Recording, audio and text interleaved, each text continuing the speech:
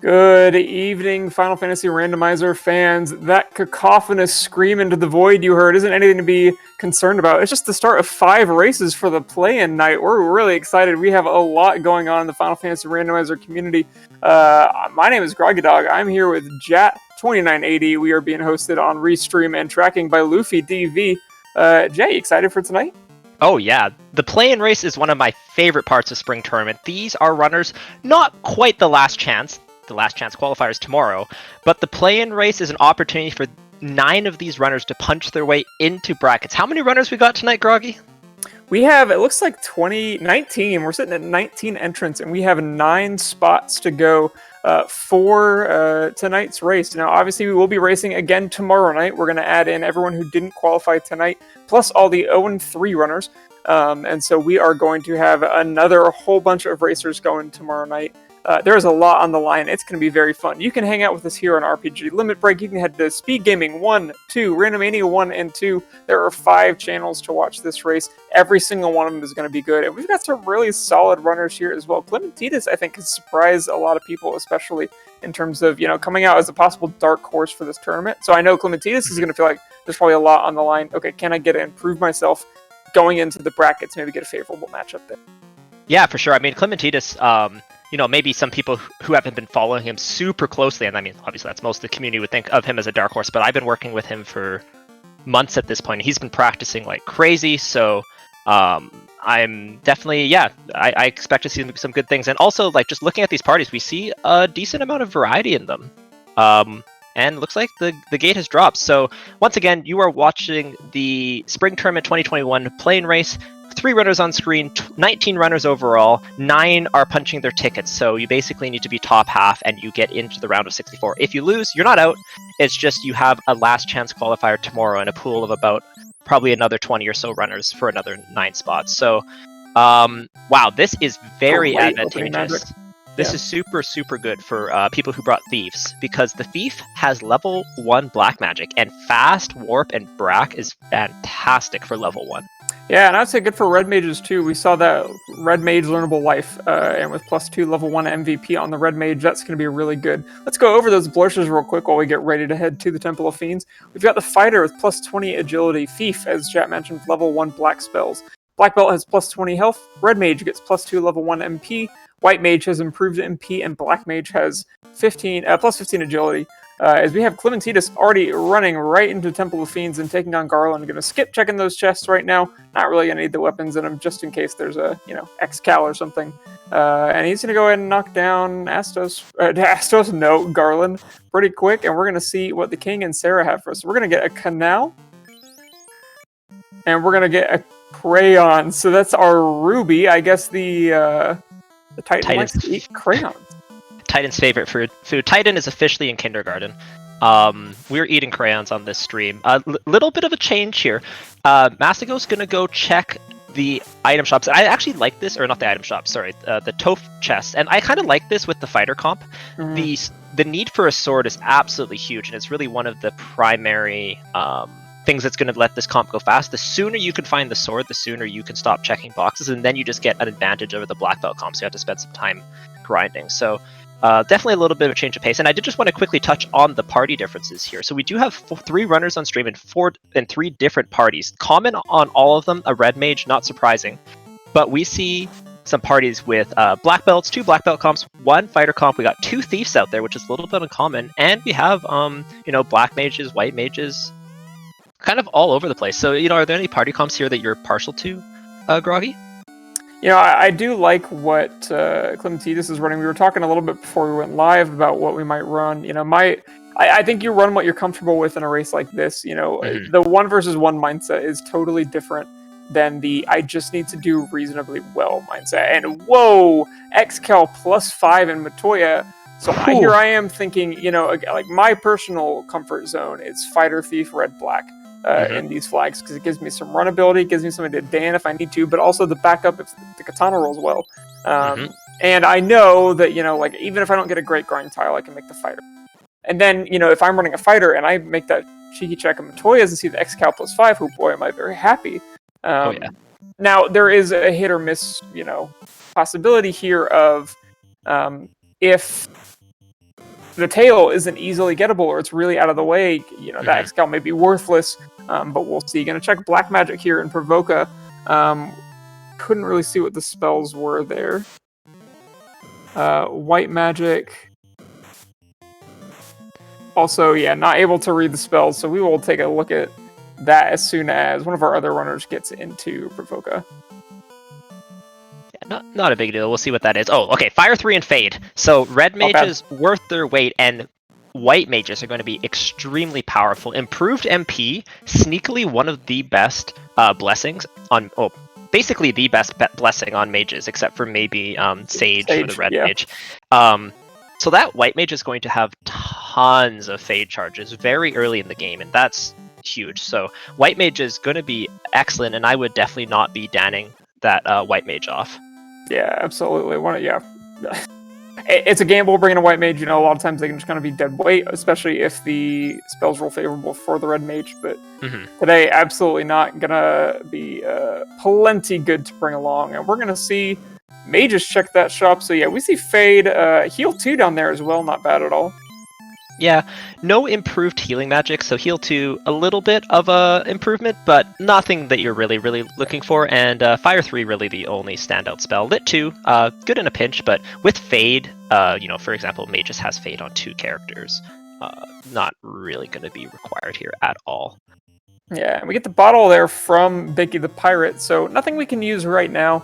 Not a whole lot going on in the item shop either, with just some cabins, pures, and heals, so I think we're going to see Clementine head south and to the east just a little bit and go check out what's at Crescent Lake. We do have the canal, which is great. We want to be out of the inner sea as soon as possible, but we're going to need the ship or the floater to do that first.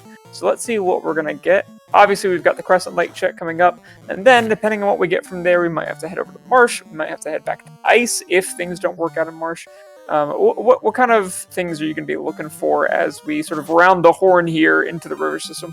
Yeah, for sure. So as I said, I've been talking to Clementine a little bit, and I think it's very likely that he'll take a few levels around Crescent and then go into Marsh next, probably with maybe a quick Elfland check, but maybe not. The thing with having Fire 3 and Warp is that you just don't need anything, well, and Fade, but the thing is you just don't need anything else for Marsh, so I would expect a Marsh play. However, all that thing I just said about having Warp and Fire 3 and Fade also applies to Ice Cave. If you want to decide to, you know, just go there first. It's a little bit riskier, and I would want to get my levels just slightly higher, but it's definitely a play that these runners could consider. So I would not be surprised at all if some runners decide to go Ice Cave before Marsh, but I think the default is probably still Marsh before Ice. Pretty cheap housing market tonight too, which is great. But yeah, I agree. You know, this is, if you're going to make a house play or an ice play, this is a pretty favorable time to do it. Clementina's going to go ahead and toss that Excal to the vendor for about 15,000 gold. I saw in chat, what is the scaling at tonight? Great question. The important ones, boss stats going to be 50 to 200%, but the HP is going to be clamped 100 to 150 as we get the slab from the Crescent Lake Sages.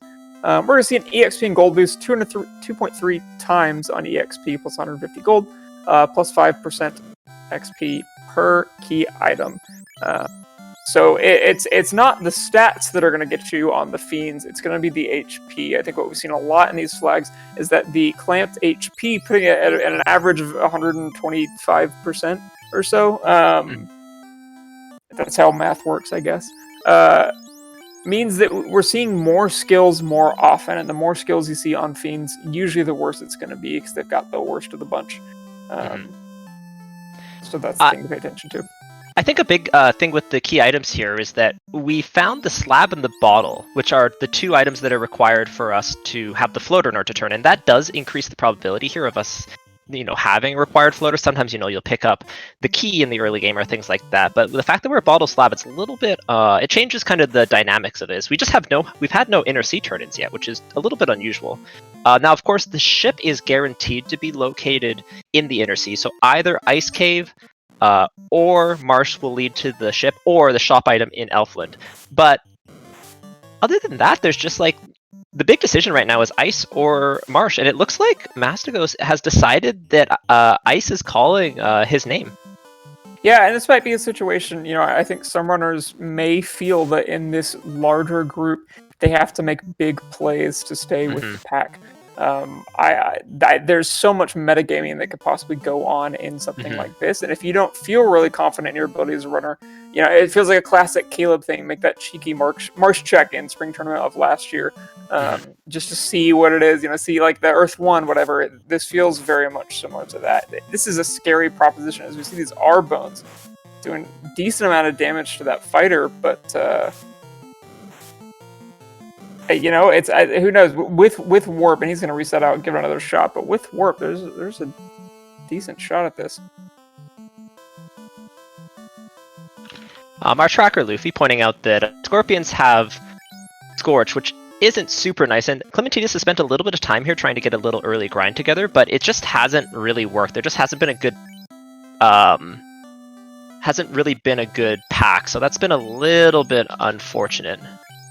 Yeah. And again, thanks for hanging with us, folks. We're trying to figure out now why the tracker website is not loading with our dear friend Luffy. Clearly, we've got some things in the works, but we'll get this settled. In the meantime, take a look at our runners. Mages, they're checking out the lackluster spells over in Crescent Lake.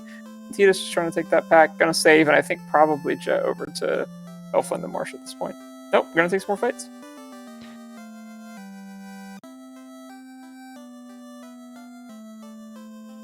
Mastigo's getting up to level 6 already. That's the low end of acceptable for Ice Cave. Very low end of acceptable. But again, we're buffered by having such great spells. The only other things I think you could really wish for at this point would be Nuke and Exit. But Warp with extra MP charges and Fade are going to be plenty fine against these enemies. Yeah, for sure. Scary cremate coming out from those Gurumps, though. Ooh, never good. Now, early game skills is actually not the worst thing in the world. The fact that you're seeing them, like, Gurumps just aren't in that many places. The fact is they're not even in Ice Cave in the vanilla game. That was just a trap tile. So, Maskell is, though, taking some time to walk around and check all this. Probably trying to save warp charges here. We are relatively limited once again. Even though, he hit level 6 in Ice Cave, the fact is that he wasn't level 6 when he walked in, which means those spell charges are going to be very limited. Yeah. Fade's doing work on all those undead enemies, though. Really nice time to have that. Plus Fire 3. Again, just with the enemy types. Ooh, we're even plus 3 there in that chest. It's going to be a huge early game find for Mastigos.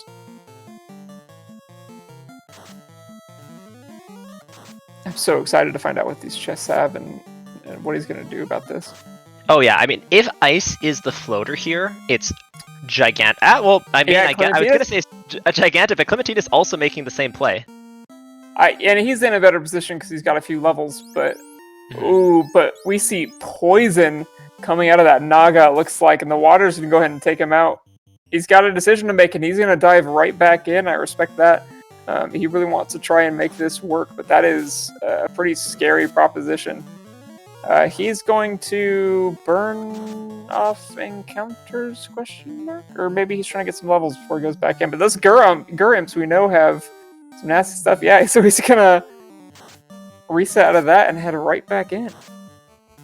So yeah, we apologize, but we have just a quick in-screen cropping here. We are almost there. It's just the overlay was just the one without the tracking and the timer. So as you can see, the timer is going. We're about 10 minutes in, which is actually relatively quick here, and we got 2 runners in Ice Cave. So definitely some exciting stuff happening in this plane race already. Clementine, I'm expecting to have a little bit more luck, but if you get ambushed by those waters or just get turn-ordered poison, you're just dead no matter what, right? Yeah, that's pretty gross. But again, these Wraiths and Images are no match for the parties right now with a lot of Fire 3 and Fade charges. Mage is down there as well, going ahead to take a few grinds outside of Crescent Lake. Let's see what Magus decides to do. Gonna bring somebody back up.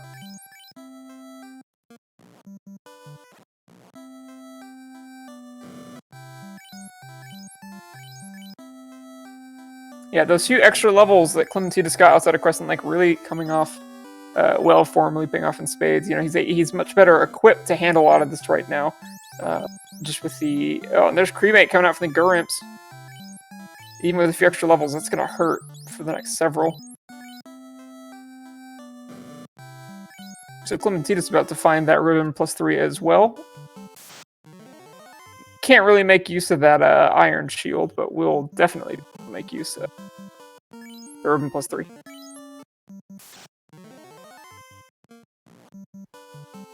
Ooh, FF1 says Dracorius in chat. Yes, welcome to our amazing play and race night. We've got 5 channels of FF1 randomizer action.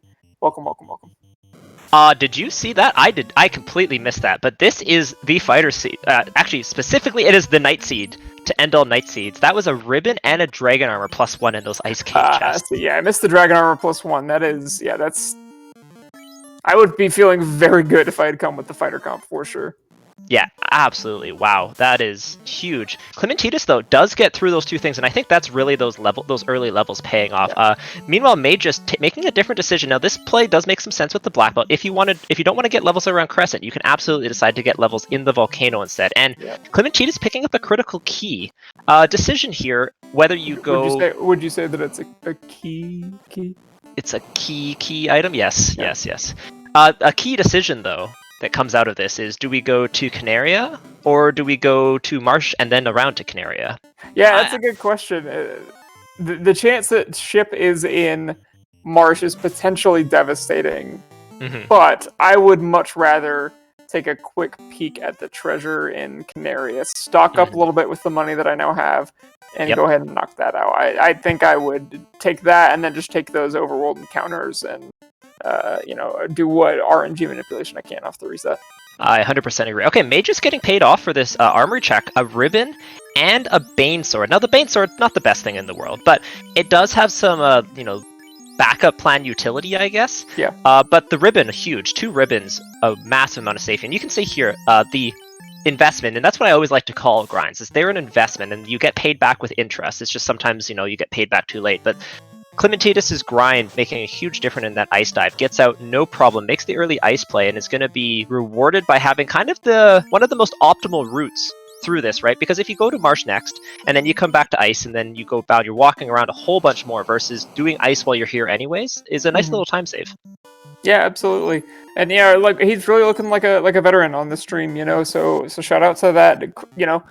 Sometimes it's not about doing the right or wrong thing. Sometimes it's just about picking the thing to do and doing it decisively. Because the more time you spend waffling between right and wrong, the more time you're wasting. And I think, regardless of whether this is the right or wrong answer, the fact that Clementine did it quickly, did it efficiently, and then figured out what to do is a huge boon. And I have to imagine puts him at a pretty good spot compared to just about any other runner. I imagine a lot of these runners are going to be struggling with Ice Cave right now, depending on how many of them win. I think I do not think what we're seeing on stream is necessarily representative of the larger group. I have to imagine a lot of them went Marsh. And those who did may have been paid off because there's a Lock 2 and a Nuke there in the level 3 Black Magic. So we're seeing a ton of offensive power. We're going to get Cure 2 and Fog 2. So nothing amazing. A Cure 2 is still certainly viable, but your Red Mage is going to be nuking stuff. So those spell slots are more or less wasted on the Cure 2.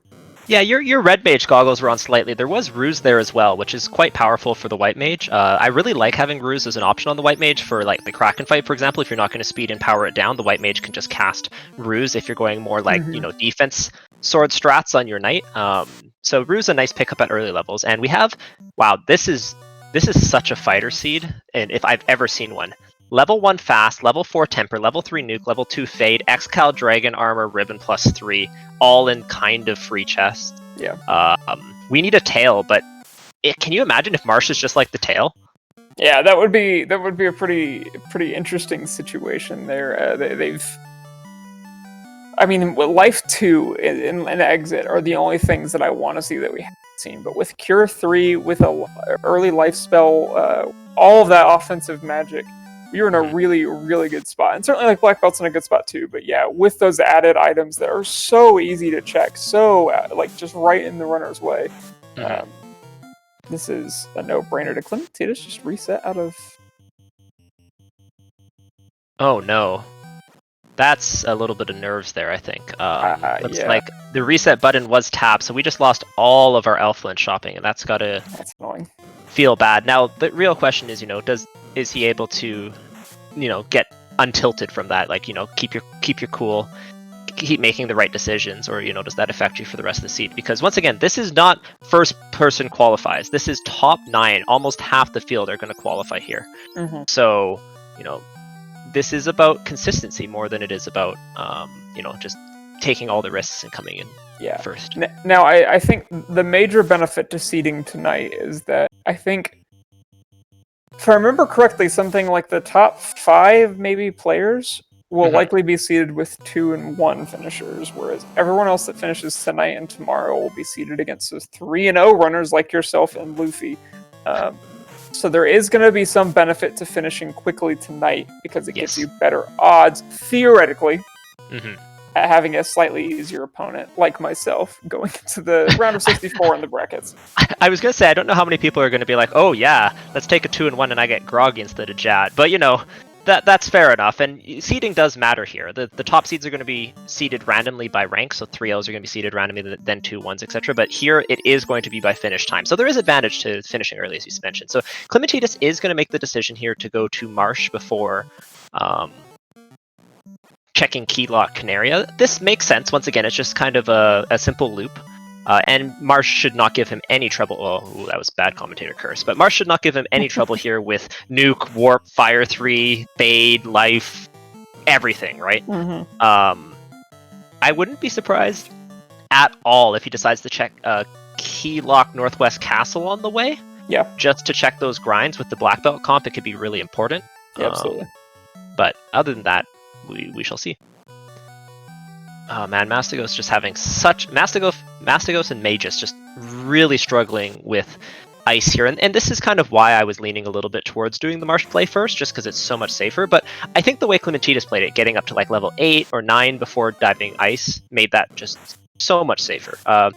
We have gotten past the Nega water pack here, and he is about to find the key. Clementine is rewarded with a ship. So key in ice, ship in Marsh, and an early canal. Now the real question, is the floater in Canaria Lock? Because if the floater's in Canaria Lock, that Marsh play is going to feel real bad.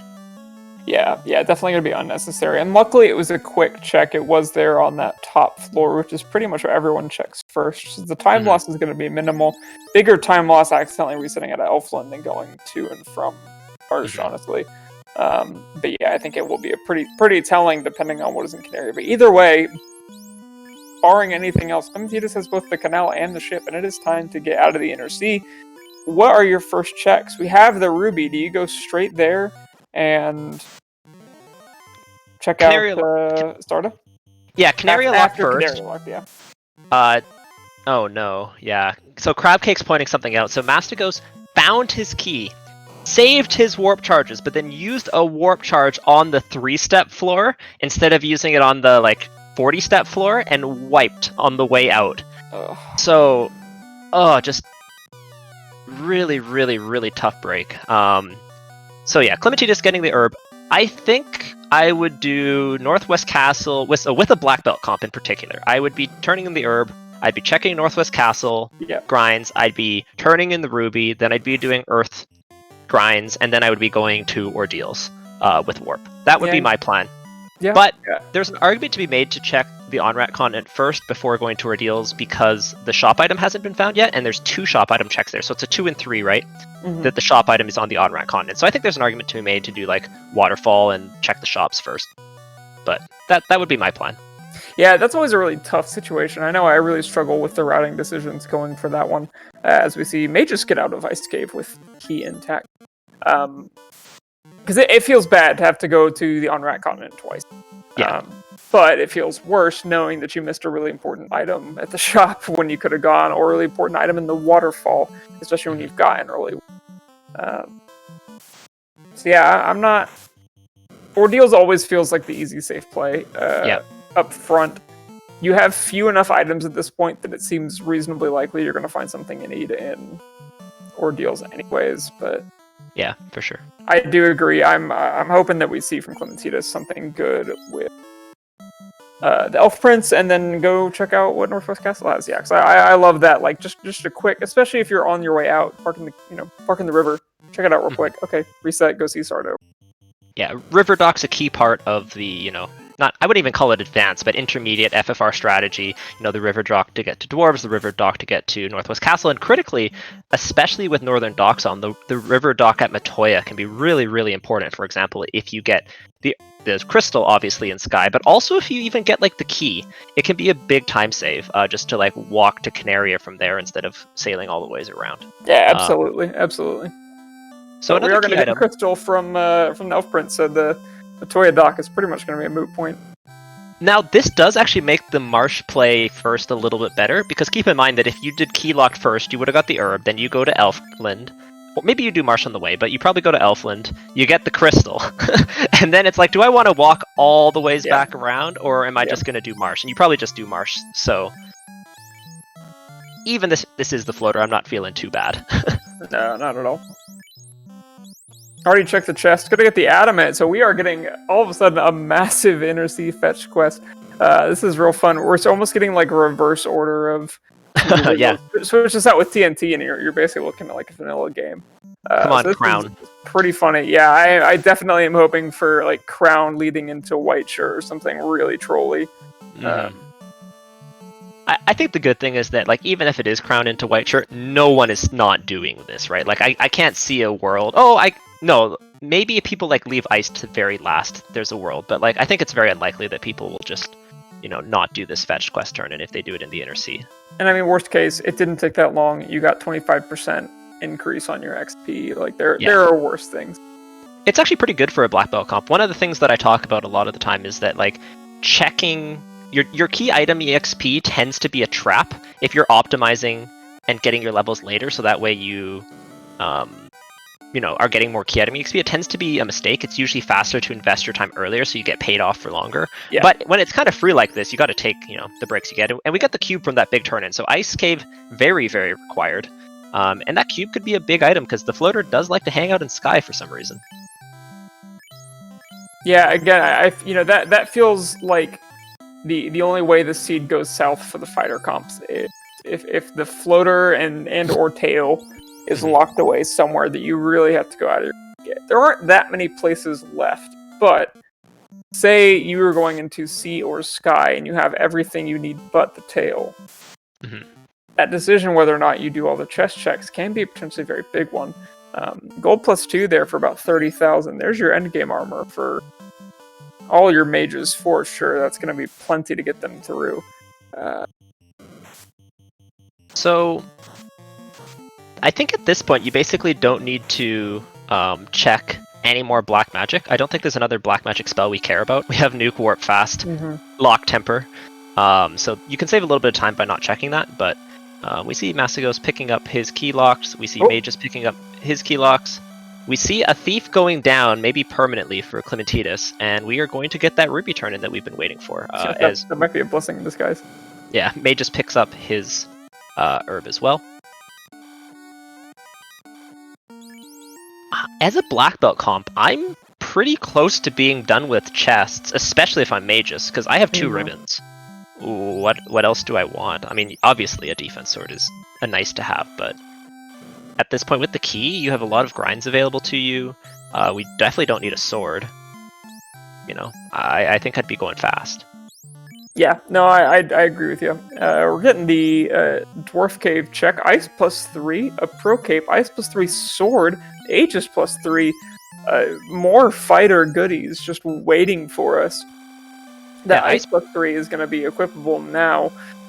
Mastigos obviously not with the dragon armor right now because he had to reset out of Ice Cave, but knows where that is. Will presumably find the Excal fairly soon. In a very good spot with all that. Yeah, I think Mastigos did actually get out of ice somehow, because he has the key, and I saw him checking key lock Canaria. So yeah, so our tracker Luffy saying that he did get out with the key. So I think the dragon armor is unlikely, but we just don't need it. Ice +3 and Aegis Shield is going to be like fantastic armor. Now, if we only have one ribbon, a little bit unfortunate. The dragon armor provides resistances to 3 types of elements, while ice armor only provides resistance to 1. But I would still take it. And yeah, Clementine, basically, he didn't check Northwest Castle on the way out, but going pretty much on the same path. now would be a fantastic time to have a black belt grind occur. You have everything you kind of want. Getting your black belt grind done now, and I think you could get away with 32 pretty easily here, and then 2-manning up to like 35 would be a big benefit. Ooh, potential. Not what you love to see, but depending on HP.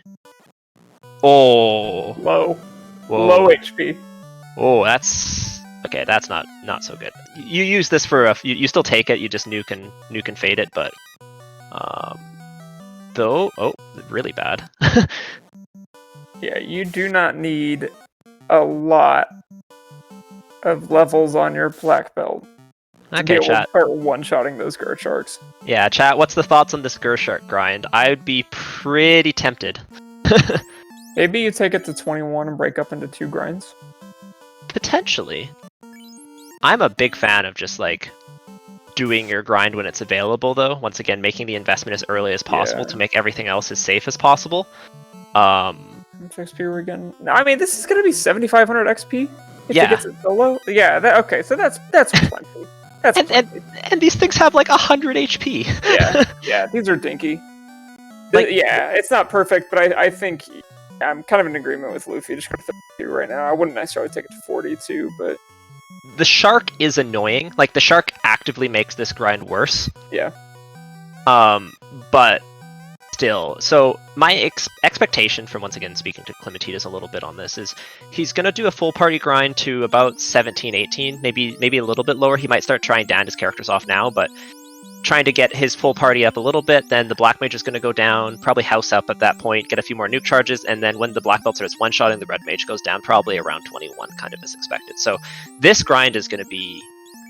I hope he has a house, but other than that, this grind is looking super nice. Also, this is where that early levels around Crescent Lake really pays off, because he has a few extra charges, right? Which makes the grind get off the ground just that much faster. Yeah. Mastigos finding a ribbon +3 in the Elfland locked chest area. So that's 3 ribbons. Yeah. Armory, Ice, and Elfland. That's not so bad. I would say most people, actually, I would say 100% of people pick up the Ice one. I'd say 10% of people pick up the Armory one, and probably 50% of people pick up the Elf Armory. Maybe a little higher than that in the Elf Armory. But yeah, I think that sounds about right. Everyone's running with 1 ribbon. I'd say probably most runners are running with 2. Yeah, so it certainly puts a quick Topher as more of a necessity, because there are going to be fewer things that wipe out large swaths of people tonight. Yeah, I would be super worried. So there is still a metagame. Yes, this isn't 1v1, but this is an open party metagame. I would be very concerned with a black belt comp with the gear I've seen so far. Yeah. Which would really make me want to go more with the 32 and then 2-man to 35, 36 type comp, rather than the like go to 42 on these sharks. But the shark grind is good. This is what you kind of want to see as a black belt player, is like, you know, an available early grind. Have a house. Oh yes, good job, Clementine. Okay, go kill a black mage. All this means though is that for sure we're going to be like a 3-eye grind and ordeals or some like waterfall. You know, like everyone's going to commit to this subpar grind, and then they're going to find something amazing later on. That's I think law. It's A-side tiles, right? Is it? I thought it was B-side with that weird Gershark shark tile. Maybe but I don't know. I'm not a smart man. I don't know. Okay, chat. People who know better than me. CC's in chat. CC knows. Luffy mentioned oh no, yeah, okay. Luffy threw me off. He said in chat earlier that it was A-sides, but there was a question mark, and now he's saying B-sides. Okay, that's what I thought it was. I'm like, I don't remember the 6-man cat or Gershark shark, but we're good. We got B-sides. Yeah, shouts again to our tracker Luffy, doing tracker, restream, or double duty things again for getting things fixed on the fly for us. As we're half an hour in now, and we've got a reasonably clear favor on our screen in Clementine, but still a lot of game left and a lot of things left to happen. Things we gotta see. If Clementine isn't going to take this shark grind anymore, what he's going to decide to do, or if he's just going to pick up the Earth crystal and go back towards it. Yeah. Now, Earth orb, is that what we call it? Yeah, Earth orb. orb. There's a strategy where you kind of like try and dan a mage off on a boss before you go do your grind. It works really, really well against carry. Lich, not so much. Lich can't kill anything. Even when you want Lich to kill your black mage, it won't do it for you. So, yeah. I think Clementine is just like, I'm here, I can kill this, but maybe this is not going to be a commit to the grind, and I think that makes sense as well. The reason that not committing to a grind right now is okay is because your magic is so good. You don't really need a black belt high level until Topher for the most part at this point. Yeah. Maybe Tia would be a little bit annoying, but you're in pretty good shape. So just quickly turning our attention over to the other screens, we've been focusing a lot on Clementine just because he's kind of had an exploration lead, but Mastigos picking up the herb, picking up the crystal, picking up the adamant, going to go turn that in. Meanwhile, Mage just did do the ship, and with that ship, going to be able to do all these turns just a little bit faster. Well, meanwhile, Mastigos doing kind of the thing I mentioned where you don't do Marsh, and now you're just... Oh no, he does have the ship. Okay, yeah, so... he had the ship, yeah. So yeah, we're just going. And we're going to be leaving the Inner Sea here very shortly. Yeah, and the fact that he was able to bring out the key from ice, which I did not originally think he had done, is huge, because he's not far behind at all at this point. He's still in a pretty decent spot, at least, in my mind, decent enough to try and get top 9. Gonna have to move fast now and has some ground to make up for sure, but by no means out of it, so it's going to kind of depend on what he does next. But he's got the Ice +3 armor, he's got the Ice +3 sword, he found the Excal +5 sword. He has a lot of options at his disposal in terms of, okay, what do I do next? How do I get this fighter up?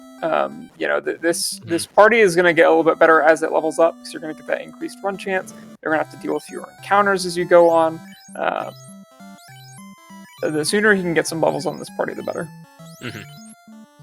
Yeah, I once again, like we mentioned this before, I guess I should provide some context for why I talked about Fighter versus Black Belt. So this is the second last pod seed that will occur. So this is the second last time we're going to be playing on this exact flag set. And one of the big stories from the pod rounds has been kind of Black Belt versus Fighter. Every single spring tournament prior to this has been very Fighter dominant, given open parties because of loose items or loose-like items. Letting the Fighter open lots of chests and really not having the Black Belt time investment pay off. There's also been higher encounter rates, which leads to more unrunnables needing to be taken, which means more forced walking grinds, etc.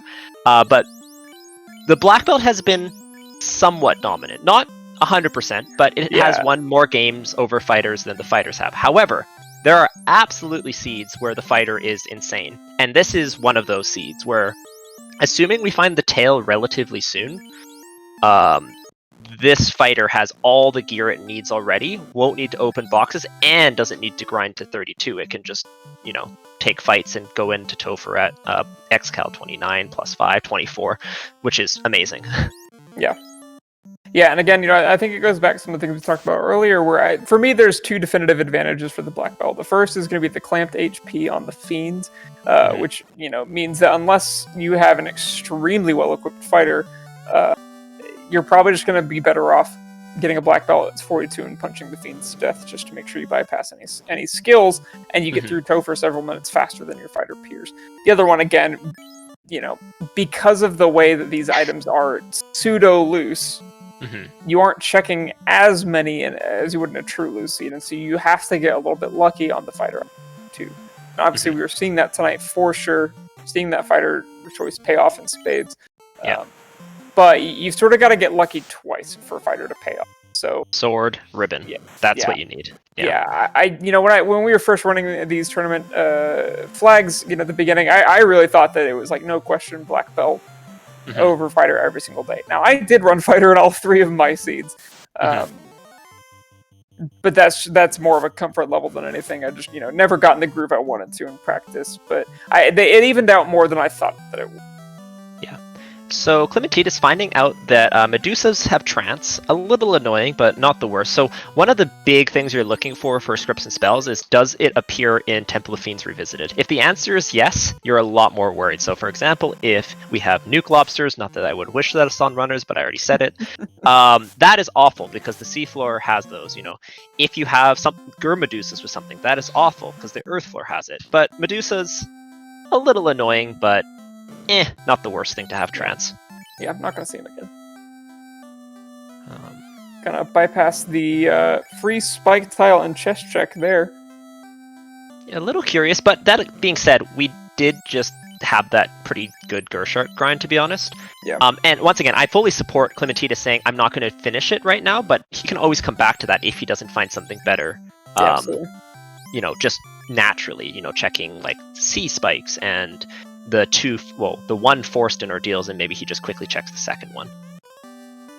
Yeah, and like you said, the magic is just so good in the seed that you can get away with a little bit more. It would be lovely if we had a level, or we do have level 1. What am I talking about? Of course, we have level 1 brag. Just for Tiamat and oh yeah, right. Sake, but we don't even need the black belt for Tiamat and Kraken. We have level 1 Brack. Yeah, obviously can get a little unlucky, but that's still a pretty good plan. Right, we need the black belt to be a temporary meat shield. All the mages fire off the instant death spell. Gold +2 bracelet in there in that chest. That's nice. Good 30,000 gold pickup that you won't have to spend later, and will be great to throw in the black belt and just kind of keep there while you're doing a solo grind. Double blue D on that title. Yeah, so as we mentioned, Mastigos not that far behind Clementidas and picking up ground. Now, there is a big level disparity, and Clementidas has finished Earth, so, don't get me wrong, but the exploration is there. Magus going to Sarda, gonna be picking up his rod. Earth go mode, 2-3 minutes most, so not bad at all. We did find TNT there in the top floor of Ordeals. Gonna see what Clementidas gets on the way out. Presumably gonna check all these chests. No exit, so gonna have to go the long way. A little bit more money. Still haven't found that shop item, so stockpiling some money right now is gonna be important. And gonna find just a little bit more cash on the way out. And a solo fighter. Yeah, not great, but obviously not terrifying either. Has a decent chunk of HP too. So the TNT is a little bit of an interesting item. The question is, do you go turn it in right away? I think the answer here is no, but it's close. I would go and turn in the... I would go check on Rat Continent before I did the TNT, turn it in and do Waterfall if I had to. The only way that punishes you is if TNT is Oxyale. That's pretty bad. But other than that, I think that's just, that's up to 2 key items. Yeah, see, and I would be willing to take the 30-45 second time loss, save as soon as you get out of this little inlet leading into the Ordeals, go north, and then reset if you have to. That's fair. Yeah, I'm curious what people in chat are thinking. I think there's a lot of people who are watching on the massive multi-stream, watching 19 people. Right. But if anyone's hanging out in chat here in RPG Limit Break, let us know, what your routing decisions might be. So that Zeus Gauntlet also does have some grind potential. Because remember, that single shark can be kind of annoying, but that Zeus Gauntlet ×2 will take out the Shark pack. Yeah, absolutely. Speaking of sharks. Alright, so what's Clementina's gonna do? I think gonna go with your strategy. Just head due west over to the Onrat continent, see what's over there. Oh, nope, gonna save and head north. Nope. Score 1 for Groggy Dog. I am 100% wrong here, clearly. I'll need to go back and watch Link's Dizzle stream to get validation. Although I bet you, whenever I say something's a good idea, Sir Linkalot does the exact opposite, so he'll probably make this play as well. I did just quickly want to run down, because, yes, this is the 1 and 2 race, but there are some really good runners in this race. There are some very, very tough pods. So we have Mastigos, Rojo, Demon RHK, Space Drake, Jay Coper, Clementidas, Dark Moon EX, Life Reboot, Lord Fizzlebeef, Wildham, Nightmare Phoenix, Asher Wells, Demon Frog, Krellin, Fiend of PS, Zero Cool 512, Czar, Magus, and Sir Linkalot in this race. 19 runners, a lot of quality here, and oh boy, that is technically a turn-in for the TNT. Yeah, that's honestly... I mean, it's like one of those things you can't reset out of that. But no, you can't. You kind of want to. Well, you 100% can't, right? Because if you get tail loot, if you get tail from Waterfall and there's no shop item, Sky is your play. Yeah. You wanted it to be Oxyale or Floater to give you a clear sign of what was going to happen next. Again, the time loss I think is minimal. There's a non-zero chance that everyone is going to have to sail that way too, because this is floater late seed. Certainly, it already has that feeling. We're only at 41 minutes right now, and could be much worse, but we'll see. Mastigos also got that TNT. Gonna make the same decision right now. Does he go due west or head north and pick up that chime? And we're going north. Yeah, he's gonna head north. The time loss is relatively minimal. Yes, it's a bunch of sailing. The only real feels bad here is if it's like floater shop item, then it's pretty bad. If it's Oxial shop item, it's kind of bad, but not world ending. It looks like Magus has found the shark. He's gonna take a few punches here and realize that these sharks have 0 HP. Of course, Gur sharks have some HP, but compared to vanilla, okay, that's excellent news for the fighter comps. Excellent. Yeah, this is every single turn is just like one more little morsel of like, I'm like, this is a good fighter seed. Welcome, welcome, welcome. Good choice. This needs to be floater, and that is really good for fighters. The problem here is if this is Oxial, this is a floaterless go mode. Oh, no loot. If this is Oxial, it still could be a floaterless go mode. Yeah, but like I'm seeing, for those of you who are wondering, floaterless go mode, basically you don't need all of the key items to win the game. You do not need the tail, and there's also 2 other dud items in this seed, the Power Gauntlet, which casts Temper, which is very nice, and the White Shirt, which casts Ruse and provides resistance to ice and time, which is also really nice, but, or sorry, that's the Black Shirt. Anyways, the White Shirt provides resistance to 2 elements. Those are not required, and those are still all in the pool. So it's possible that, yes, we have the slab in the bottle, but those just aren't required to be turned in, which means we could hit floaterless go mode. So the items that they're looking for go mode are the 4 on the bottom, the rod, the Oxial, the chime, and the cube, and then the 2 items in the top right, so the key and the loot. And if we have those 6 items, we can beat this seed without needing to open any more boxes. So that is, something to really keep an eye out here. Part of me is hoping that we get the oh wait, no, we already have the cube. Never mind. So man, that would be fun.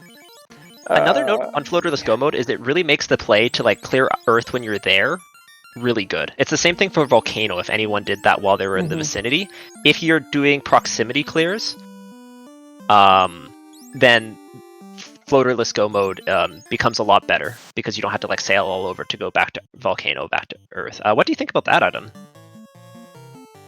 The Oxio? I mean, we are, again, this is where we could potentially be hampered for the fighters, despite all of this awesome stuff. If the floater is in Sky. Yes. And the loot is in Sea. Yeah, the ideal fighter seed at this exact moment is floater and sea. Yes. Loot. I agree.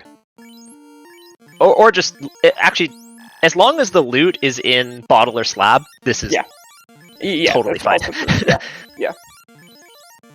Either way, fighter seed does not want the loot to be here because I think Clementine will happily say, "All right, I'm gonna go back to that Gershurk tile, and then we're gonna clear this out."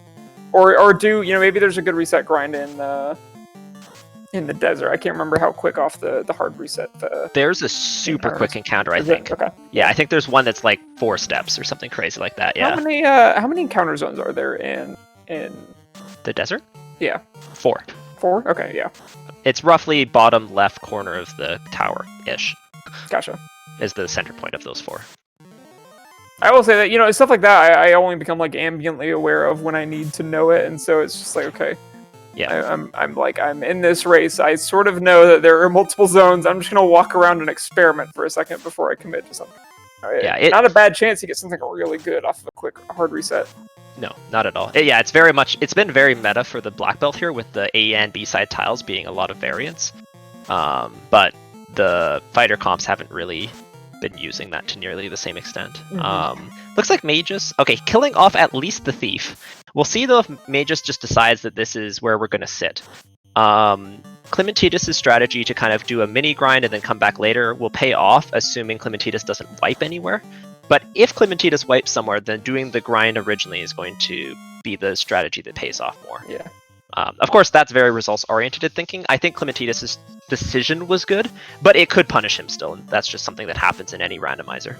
Yeah, absolutely. I think that's a good way to point it, or put it, decision versus results-oriented, yeah. Yeah, and there's plenty of times you can make the right decision and still lose, or make the wrong decision and luck out with the floater. whatever it is. I think that's certainly more predominant in loose item seeds, but yeah, absolutely still plenty of potential for that kind of variability here in these 0. Yeah, so Mastigos right on Clementidis' tail here. The levels are a little bit more concerning, but once again, the levels just don't need to be as high, right? So that grind that Clementidis did just doesn't matter as much for the fighter comp. Yeah, it's no mass immune, but an X-Cal plus 5 is going to hit pretty hard no matter what level, assuming you're above like 21, 22. In my calculations, X-Cal plus 5 is a better sword than the Masa, like the vanilla Masa, on everything except for Chaos. Yeah. And even on Chaos, it's comparable enough that it's... Yeah, X-Cal plus 5 is a fantastic sword. I would be, like, super happy swinging the X-Cal plus 5, because the extra 7.5... It's no, like, Vorpal plus 1, though, you know? It can't match. It just can't. Well, you know what? This fighter doesn't even need to promote anymore. No. We're just... Wow. Yeah, you take Ice plus 3, Mass Immune plus 5 all day. Oh, yeah, 100%. That is enough. Interestingly, Mastigos going for the mermaid side here. Not even going to go all the way up to mermaids. Going to go ahead and check TFC before heading over. Mastigos knows the plane race meta. It's always TFC first. It's always TFC. Now, I mean, like, if this pays off, Kareem into the mic. Come on. No, the house. It's just the house, sadly. I love the play, though, Mastigos. I love the play. Oh, yeah. So for people who aren't aware, last play-in race, there was a loose cube, I think. A loose required item in TFC with the key in left side C. It was an absolute monstrosity. Yeah, Galaxy it was brain play. It was just the full cleared dot seed. Mastigos not getting rewarded for clearing the TFC floor first. Normally we see runners check mermaids first and then clear the TFC floor, but if it's one of these last few chests, that could be a pretty nice time save. And in general, just if it's in mermaids, it's going to mean Mastigos could skip chests on the left side. Now, of course, skipping the Masa would be horrible, but I don't see a world where the fighter doesn't open the 2 free chests in the sea hallway. So easy. I will say, I wish Mastigos was taking more of these fights. Knowing that the next floor you're not going to have to take any, I would like to see him use more of those resources there. And, rely... You haven't seen any good spike tiles yet. While you're in Sea and Sky, I think you have to take advantage of these one things. Give yourself the opportunity to just, not worry about it later on. Because your best case scenario in a fighter comp like this, with all of the stuff you've seen, is that you never have to take a grind. Yeah, I agree. Mermaids is the best time because there's just no resource conservation problems. He has enough nukes and fades that if he cast nuke and fade exclusively on every single pack he saw, he wouldn't run out of nukes and fades before he hit mermaids, right? And then mermaids, this floor that he's on right now, has no encounters. And you can just warp out. Yeah. Did he skip the top left chest? I don't think so. Maybe. This clear has been slightly unusual, but... Mermaids is a dud, so it looks like we're going to be finding it in the Sharknado room. But I think Clementidis just cleared, so we might have missed it. Did he? I swear he didn't check the top left chest on the right side of Mermaids. That's not true. I'm trying to get confirmation from... Clementidis might have one more room to go. No, he hasn't done Sharknado yet. Yeah, he hasn't done Sharknado yet. Come on, item. Hurdy-gurdy. And that is the... Oh, it's the loot. It's the loot. It's bad. It's bad news for the fighters. It's great news for Clementidis. Clementidis has a Master plus 5. He has floaterless go mode, and he's jumping for joy. Oh, yeah. But that is, less good news for the fighters. Again, if they check the chests, they're going to have the Master plus 5. They don't need to promote. They can just take the tail and chuck it and say, that's fine, I'll deal with it. You have enough spells that you don't need to promote for anything specific. So it is... Given the Mass plus 5, it is not nearly as bad as it could be. I mean, shoot, even with the Ice plus 3, it's not that bad.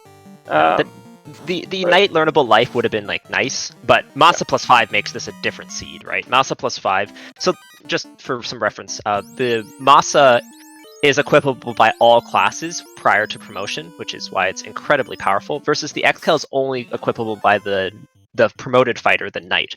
And to do that, we need the tail and the floater. And we, of course, have the tail, but don't have the floater. So the floater is going to be buried in Sky somewhere, and it could be. No, there's no fetches left, which is good. So it. Oh no, it could be behind the crown too. So that's just not great, and that's a bunch of time that you're giving back to the black belt comp. So I think you just have to go floaterless go mode and just swing your Massa happily. Does Massa +5 change your leveling strategy with the black? With the black belt? Yeah. Do you say I don't actually need to take this? And Master Ghost there does get that chest, pick up the Massa +5. But does it do you say maybe I don't want to get this guy all the way up and I just want to swing instead of punch? I think there's a possibility.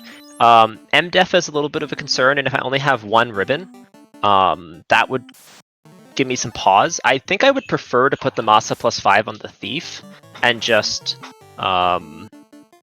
be getting my black belt to 32 still, but I could see an argument. And so here's the thing, Groggy. If I felt like I had an execution advantage and I was trying to come top 9 here, I would just go with the black belt probably to 32 and just put the thing on my Thief and just take it slightly slower and safer. If I was in a best of 1 and I was super worried, I would, especially if I thought I was against you, for example, who I'm pretty sure brought a fighter, I would maybe just consider just swinging the Massa +5, equipping the gold bracelet and a ribbon on the black belt and just going like that. Yeah, no, that makes sense. And yeah, we did see Bracken the Kraken there on Clementina's screen gets the gets the second fiend kill on screen. Still the only one of any orbs lit here on this stream. But yeah, I think one thing I'm gonna miss in the miss is a strong word. I'm interested to see how the meta kind of shifts and what people choose as we go into the brackets, where it's going to be a required draft every time. Yeah. Or forced. I think we're going to see a lot more fighters because I think people are a little bit more willing to risk it over the black belt, but we will still have to see. Now, Mages did just light an Earth Orb, so it did not take long after I said that for Clementitas to have someone get one orb behind, but Tigo's also too far behind. Got a Master Moon +5, and I think enough levels to be okay at this point. We have a blue stake off power cycle. Juicy. It's got some HP though. Not enough that I'm not gonna take it. Yeah. 500 according to our tracker, Luffy and Restreamer tonight.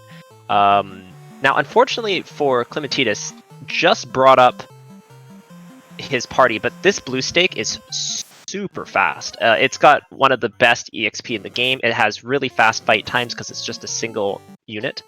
It's super safe because you can save in between fights. Mm-hmm. So it's got a lot going for it, and you can see this party is just already just 25. That's really good. Clementitas could just take this to 42. When you have a grind that's this good, sometimes the extra 3 minutes you spend here saves you 2 minutes in Topher plus extra safe feed. So, yeah. Now, big problem here. Well, actually, no, not a problem. I was going to say a big problem here is that if he dans off all his characters, he doesn't have life, so he has to climb Mirage without just with a solo black belt. But it's not a problem because he doesn't have to open chests. Yeah, that makes it so much safer. Yeah, it should be a fairly quick trip. He has not a lot of heals. He's at 47, I think is the number that I saw, and he's going to need to use some of those as part of this grind. But I don't think he has to use any here because he has at least 4 houses, right? He won't have to use the heals as part of the grind, but he will want some for the Mirage dive. You're right. Yeah. Now there is still a chance that it goes sour. Yes. He has the Thor +4, which is probably the best thing going for him outside of that, but it is still nerve-inducing to take a one Warrior of Light and say, yes, this is what I want to do Sky with. What if you were into War Mech? What if Tiamat rolls something nasty? There are enough cases where this can go wrong that you still sweat it a little bit, even if you're 42.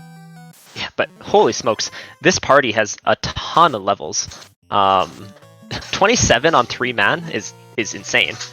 I see Mascos going back through this floor. Looks like he might have wiped out a C and missed it. But at least he knows exactly where to go. Pick up the Massa, pick up that loot. And our tracker Luffy saying ghosts had his number. That'll do it to you. Ghosts are not fun times. Yeah, that black belt swinging for 735 damage on 5 hits. That is plenty to get through this T-Rex. So we are going to see a solo black belt any minute now. He can't kill off his parties. His problem is he only has houses, and every time he uses a house, he's full healing his... Oh, does he only have houses? Yeah. So this is Whoops. this might just be a 3-man grind to 32, which is not ideal, but With the amount of fast and tempers you have, plus a master plus 5 that you can throw on the red mage, if nothing else, like, it's fun. I think this is a really safe play. It's just not a really fast play. Yeah. And I'd be very concerned about speed in this particular race because of all the goodness that has been given to our runners. Yeah, I think if I had seen a compelling grind tile outside of this, I would be more worried. But the knowledge we have so far says that this is easily the best thing that we have to grind on. You know, a little bit slow to Dan or not. And, you know, I would think he could just hop into Sky for a hot second and let some of the mobs there take care of his frontliners. But I mean, to be honest, this T-Rex will take care of his frontliners in 3 turns if he unequips all the armor and stuff. The T-Rex is hitting for like almost 200 damage. So I think he's just decided that we're just going to go with this to 32 and call it there.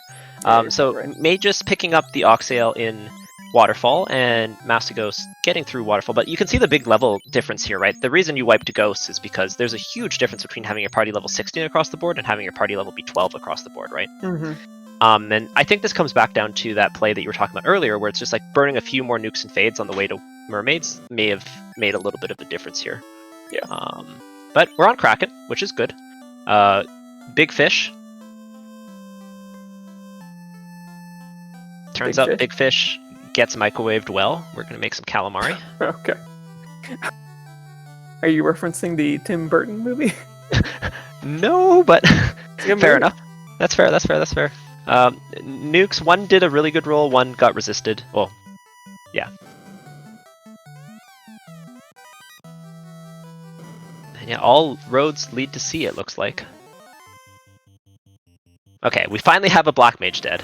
I didn't love that Clementine left his Black Mage in slot 2. So the way that slots work in Final Fantasy is that slot 1 has a 50% chance of getting hit, slot 2 25% chance of getting hit, and slots 3 and 4 are actually the same. They're both 12.5%. But if you have no one in slot 1, when it rolls slot 1, it just re-rolls, which actually leads to a more even distribution between slot 2 through 4, rather than if you just put like your 2 mages in slot 1 and 2 and then your black belt in slot 4. That would make your black belt almost never get hit. It would be just over, obviously more than 12.5% because there's a chance, but it's still pretty good odds of your mages going down. But it looks like Clementine has made his decision, is done. Mastigos with the Orblet, with his floaterless go mode. Where do we go now? I mean, I think you just gotta go straight to sea. Get the levels. Well, he cleared. You mean Sky? That's the word that my brain said. I'm aware that the word that my mouth said is not that, but in my head I was. So yes, I would very much like him to go to Sky right now, because again, it's what I wanted him to do on the heading up to the Mermaids Floor, which is take the encounters. Like, yeah, I agree. We have not seen a good grind tile yet. We know obviously off the hard reset, and we'll see if Mastigos is going to suss that out as well, but. Even barring that, just taking the Walking Grind in Sky is by no means a bad play, especially with the amount of amazing magic that you have. And with the Master Moon plus 5, it's going to take very little leftover magic to be able to handle Tiamat 1 at this point. Yeah, let's see right here. Nope, we're just going straight in. Now, this isn't a bad play. Okay, he is showing his intent that he wants the floater. And I was going to say, you can get some levels with the number of houses. You can get some levels on Mirage 1, save outside, use those levels later. But I would not love diving into a full clear of Mirage and Sky with his current levels, just because your nuke charges are just going to be a little bit lower than I would want them to be. Yeah. Clementine is meanwhile making extremely quick work of Sky, as he is just a minute or two away from taking on Tiamat. Again, the benefit of not having to check any chests. Bridge of Destiny coming up. Get those RNG emotes out for War Mech. See if we get a visit from the fabled robot itself. I feel like Robot Chicken Friend is pretty positive here for Clementidas if he gets it. Yeah, absolutely. I think he's going to smoke it. Yeah, you go and try and kill it. Though, I mean, honestly, the reason I like War Mech and Black Belt parties in general is because it actually gives my mages levels, but his mages are stupidly high level. I can't remember the last time I saw a Black Mage with over 300 HP.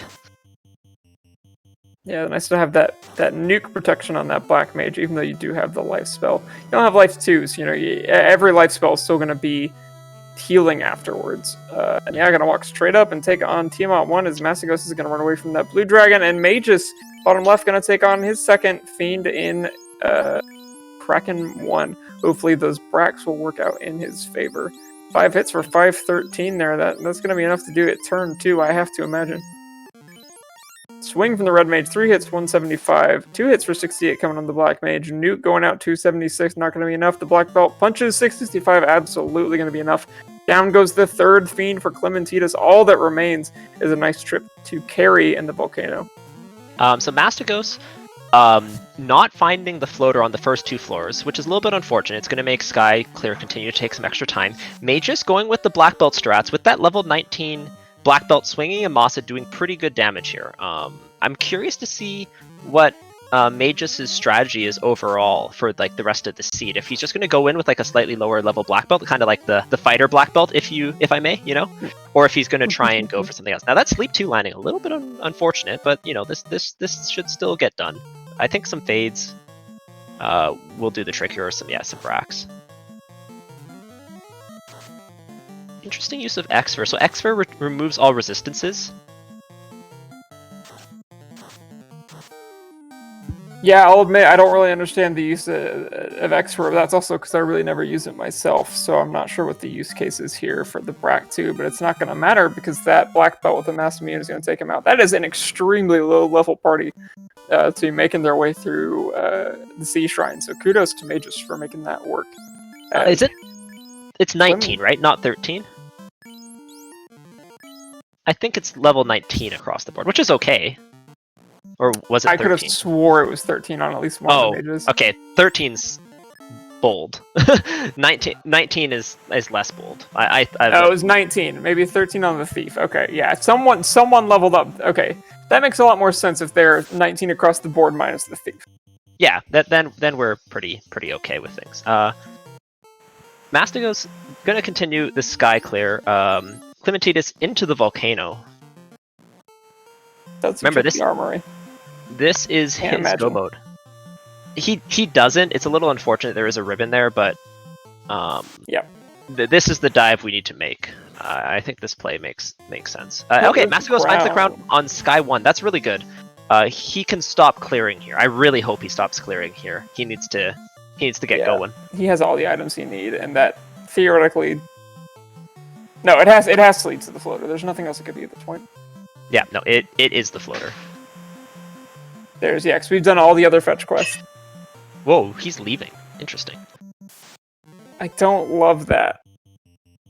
It's not as bad to come back here with the floater, but it is a long time commitment to to reclimb Mirage, if that makes sense. Like the time lost to fly back here is negligible, but the time lost to reclimb Mirage is small. Now, something he might be considering is that he really wants Knight spells, so the Knight only starts gaining spell levels after it promotes, and it's every other level starting from level 15. So he's actually a perfect spot right now that if he wants to get the maximum charges of spells on his Knight to promote right away and then get the rest of his levels in Sky, that's a solid strategy.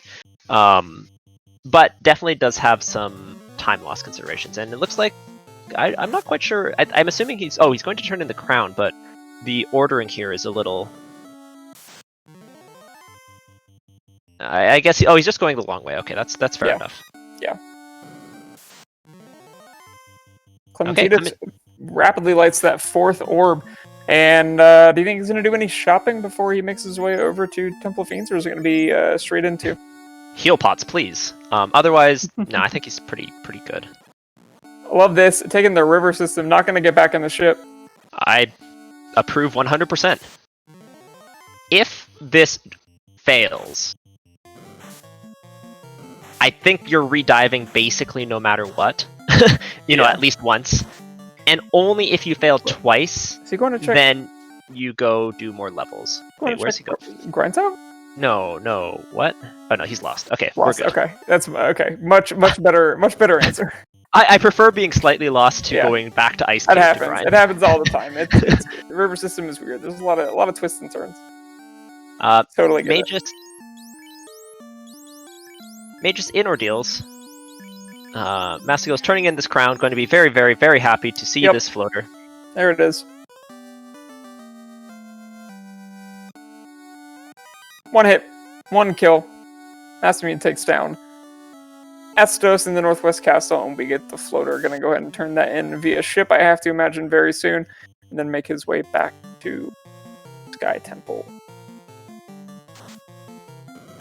But not before he checks a couple spike tiles over here. We did not actually see these earlier. Clementine skipped them over. If there's an eye here. Oh, God. Very nice. And as we get to the just about 107 mark, we're going to have folks starting to finish pretty soon. We are going to go ahead and keep... Oh, there's defense +1. Not bad, not bad, not bad. We are going to keep the results of every runner secret until we have the first runner on stream, just for the benefit of the playback. You can find the results elsewhere if you would like. You are not beholden to stay here with us, but just for the playback audience, we will be keeping the other runners a secret until the first runner on our stream finishes.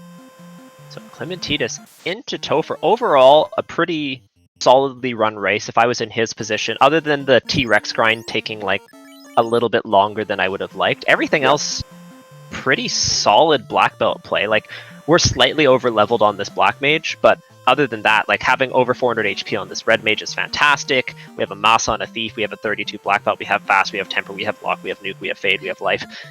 We have everything. We're going fast here. Magus. Okay, Mastigo's going to be very, very happy that the floater is about to occur. But Zadai is going to put up a little bit of a fight. There we go. Clementina's getting some chump change experience there from that spike tiles. He goes back 2,000 years. I'm gonna find some frost giants and frost wolves. We're flying, soaring, flying. Okay, that's a really old movie at this point.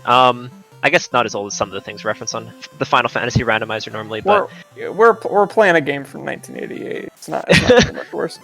So Mastigo's flying. We are very happy to be doing that. Wait, did we not check the sages? Oh, maybe he reset out of the slab. Yeah, that's my guess. Yeah. Okay, he was at Crescent like earlier for sure. Yeah, picking up the slab though, all good. We get to go and do a bunch of turn-ins. But honestly, I wouldn't really feel like I need... Like, Power Bonk always nice with the fighter comp, but for the most part... You don't need it in this one. Just not really needed. And our first revisited Fiend here in Lich. Presumably going to go down in one hit. Maybe two. Oh, okay, we're going to get a Mastamune Fire 3 going to come out. She's going to go ahead and smack that red mage 50 damage. And the black belt's going to clean up. Mage just picks up the chime from the TNT dwarf Narek. Pretty decently health Lich. I mean, I guess we don't know how much it had, but Lich there, 500 to 750 HP, so in pretty good shape. On to one of the actually somewhat scarier fiends. The thing with Carry is that Carry can roll a wide range of melee damage. Of course, any fiend can just have nuke, and that would be scary, but... Yeah. Carry can roll a wide range of melee damage. Now, this red mage is very well equipped with a ribbon +5 and a gold bracelet +2, so it should be okay, but, you know, punch into turn order. Yeah, it takes one bad move for this to go completely south. I really like the speed and power strats against Carry, like swing, nuke, fade. But okay, fast here, okay as well. Ooh, happy really to nice. see that coming out. Yeah, Cure 4 on turn 1 not only means that Carry is not really going to benefit from that at all during this fight, but also that Chaos does not have that. So that is a happy sight right now. Carry with a lot of absorb, but also Clementine being like just completely failing to roll like a single crit there, which is very unlucky. Okay, there we go. Crits come through. Carry goes down. Just very quickly, the way crits work in this game, you do double damage, but the second damage, when you double it, that other additional damage that you do ignores absorb, which is absolutely huge. So very important to get through high defense fiends, like Carry evidently was. Little unusual for Carry to be that defensive, but that was like probably a max absorb roller, very close to it. Yeah, that was beefy. Yeah, as we see Luffy in chat, Carry thick. Carry thick indeed. That was very scary, Carry. Massa goes on to a slightly less scary carry, as one might say. Well, Magus has found the stake. This is like such a prototypical black belt seed. You get the grind to like go off the ground, then you go to beat all the stuff until you get to the desert, then you punch a blue stake for a while, and then you win. It's funny. I mean, I think this was a really good seed no matter what party you brought. Like if you went heavy mages, you were rewarded. If you went fighter, you were rewarded. If you went black belt, you were rewarded. Some of it was just a matter of what do you check and how do you take advantage of those. But I think this was a good chance for runners to showcase, and I'm going to be curious to see if we get a breakdown later on of, of the top finishers who took what party comp. It would not surprise me to see like an even split. Yeah, I think if I was running this race, maybe not with this set of blurses, but I would probably consider the fighter black belt comp as well. That's what I ran in my third race, just to hedge my bets either way, because I really only run 2-mans after I get out of the inner sea anyways. It's just like that way you get a selection of what 2-man you want. Right. Yeah, I know. I know it's been a popular flag. Or popular party. It's definitely a nice flag set. Newt coming out from Kraken. That's going to be one out of the pool. That thief goes down, doing its job, taking the hit. 344 going to come out, and that is it for Kraken 2. As Mastios finds the power bump from Bottle up there in Gaia. Yep, speed and power doing its job. Kraken nukes but gets no more turns, and that's huge, right? Killing these fiends before they kill you. Kraken there with 900 to 1350 HP. Swing, nuke will get the job done a lot of the time if you get some crits on your black belt, and if not, it's almost certainly going down first turn the next time around. Alright, moving on quickly, Mastico's going to buy that tail as we see Kraken 2 pulled up on Clementina's screen. Another blue dragon down there on Mages goes down. Not their correct blue dragon, it is a different one, but first one comes out 1 damage, nothing doing there. Fast comes out from Kraken, or from Tiamat 2, sorry. 10 hits for 219, plus a nuke coming out. What does that nuke do? It's going to be 100 damage. Low roll, going to give it another shot. Going to fast up that red mage with a mass immune. Swing from the thief. 2 hits for 118, actually not that bad. 13 for 413. 3 hits for 190. This Tiamat is still alive, does not have a lot of health remaining, I can't imagine. Definitely on the ropes as a nuke comes out, fight comes out. Quad X goes right over that red mage. Nuke for 228 is going to be more than enough to go ahead and knock down that Tiamat too. Clementine just rapidly gets over to the chaos floor without healing. Gonna probably talk, and then... Oh, no, yeah. Outside this room, I'm going to go ahead and heal back up, get everybody situated, and head on in. Good thing we bought heal pots, because we are down to 0. We do have some cures and stuff, so like not the end of the world, but that thief's not really that important here. So all the healing that needed to be done has been done, and we're on to chaos. Yeah, so at about just shy of the 114 mark, we've got Clementine pulling. We're going to see the temper come out, the fast come out. Chaos swings and misses on the black mage. 5 hits for 155 before the fast came out. What we're going to see from the thief. Okay, we're going to see a fight. We're going to see temper coming out. We're going to see another temper coming out. They're going to try and beef up that black belt. Just go ahead and punch as much as he possibly can. 8 hits, 941. Yeah, I think at this point, after this temper comes out, you wait, punch. That's it. Yep. I would still... Yeah, you're in pretty good shape here. Good decisions to go tempers instead of locks. 5 hits is, of course, good enough for this black belt here. And yep, there goes down chaos. Clementitas, the first person on our restream to finish with an official racetime.gg time of 1 hour, 16 minutes, and 14 seconds. It looks like our on-stream timer is just a little bit off, but GG's. And Clementitas, congratulations, qualifying for brackets in 6th place. Not bad at all. So yeah, as promised, let's very quickly run down the other finishers from this race. So in first place, we've got Lord Fizzlebeef with a time of 1:06:29, followed by Rojo in second place, Wildham, the developer, in third, Space Drake in fourth, Life Reboot in fifth place. GG's to everyone for a great race. Those 6 finishers. We're still looking for 3 more. 3 more folks going on from tonight into the brackets. Yeah. And will it be someone else on on our stream here. Masagos, a little ways away, but is lighting his third orb, has the floater, has that very good night with the Masa and everything. Magus in Sky, but Magus making the decision to clear Sky. I don't know if you noticed that as well, Groggy, but he did decide to like start, opening boxes in here, and I think that is definitely dangerous as the black belt comp. When you start opening unnecessary boxes, it's a bad news. Never, you know what else is dangerous for the black belt comp? Wiping to wizards like we're Marsh in 1980. Oh no. Ugh. And Magus unfortunately has perished. Not what I expected. Not at all what I expected. So a little bit of unfortunate news here for our restream. Masagos did forfeit from the race. He was just dealing with a few things for the day, so he decided to throw the towel in, as we did. Yeah. He's forfeiting 3 minutes in the future. Oh yeah, I think like a minute because our timer's just slightly off. But yeah. Okay. Yeah. Sorry. No, totally fine. All right. So I think Clem has said he wants to join up. Let me get him the information.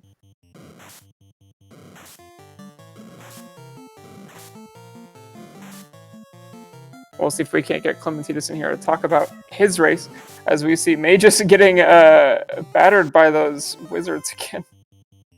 Blue D comes out. He's going to run from that and take the floor up to the Sky Palace.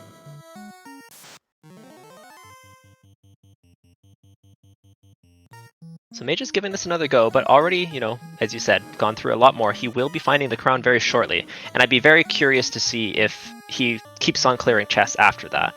Does go right first, which is the correct play, but not the... what's the word? It's the math play, but not the one that pays off here, although we do get rewarded with an opal bracelet. Yeah, opal bracelet's not bad. Only one of those we saw. And Masagos going to go ahead and pull his third fiend here. Might get this kill on Lich before forfeiting. That's what I hope. I hope he doesn't wipe to Lich here. Fade comes out. Swing comes out. Fade comes out. And that is going to be it for Lich. Okay, I think at this point is where he actually forfeit. Yeah, based on that pause. That would be my guess as well. 3 orbs down. Congratulations to Masagos. Depending on how he's feeling tomorrow, we may be seeing him again in the last chance qualifier. So keep in mind that 9 runners will make it through here tonight, but there's still another 9 that get to go tomorrow. And some of these runners you've seen on screen, Clementine is not one of them, but Magus and Masagos could be have an opportunity there. Yeah, just quickly rolling through the remaining finishes that occurred while we were waiting there. Demon RHK, my pod member, finishing with an official racetime.gg time of 1:17.14 in 7th. Sir Linkalot, 1:17.25 in 8th. And Asher Wells clinching the final bracket spot from this race with an official time of 1:18.48. So GG to all of our finishers, and congratulations on making it into the brackets where they will have the fortune or misfortune to get matched up against some 2-1 and 3-0 runners. Yeah, absolutely. GG's to everybody. That was a tough race, and a lot of big names, a lot of folks who we know are very good runners, and this is every year it gets a little bit more difficult to do well in these tournaments. And I think just like the list of runners in this play-in race is. But we are joined here by Clementitas in chat. Clementitas, GG. Welcome to the broadcast booth. You are muted. I'm not sure if you're aware of that. Thanks for having me. Good game, everyone. Hey. That was a lot of fun. Yeah. There we go. GG's. I did just quickly want to give a special shout out to Lord Fizzleby for winning 2 back-to-back qualifiers. Yeah. Yeah. Likes to make things difficult for himself, but 2 years in a row, showing people he could play. But yeah, Clementitas, GG's, definitely a very solidly played seed. I had I was holding my breath for you a little bit near at the end, not because I thought I was pretty sure you were going to get through, but the question was, were you going to get through fast enough, right, within a very competitive field? Yeah, I was kind of nervous when I didn't find any spike tiles. And then when I saw the the Tyros up in the desert. I kind of thought I could pick up, but I don't want to grind fully to level 42 or whatever. Mm-hmm. But I think me taking level 32 with my red mage and my black belt with the master +5 and the black belt just throwing punches. Yeah. I felt confident enough to like go through Topher without the power bonk or the white shirt or whatever. So I felt pretty confident on doing that. Yeah. I think floaterless go mode was 100% the right decision. I think the that Gershark tile that you found was actually a pretty good grind. Maybe not to like a 42 grind, but like for where you took it, I thought that was a really good play. I think the only thing that like could have gone a little better there on that grind was just if your black mage got killed off a little earlier. It had a lot of kind of excess levels, I guess, which just slowed your grind down just a little bit. But outside of that, good stuff. The levels you took outside of Crescent Lake really made a big difference on your ice dive. Mastigos and Magus on stream both also dove ice after doing Crescent Lake, which makes sense given the spells you had, but they both took some wipes there because of the various nastiness there, whereas you had just enough levels to survive. So that was definitely a key part of your advantage on the restream here tonight. Thank you. Like me taking the Crescent Lake grind is something new that you introduced to me, and ever since I've been doing that, like I've those extra few safety levels have really changed my gameplay, I think. Yeah, I mean, I definitely won't take the credit for it, but you implementing it here made a big difference. Especially, I really like it, especially in the like kind of play-in race style where it's not necessarily about coming first; it's about coming high enough, right? And a wipe could cost you way more. Now, I do want to bring up some trauma from the seed. What happened on the Elfland reset?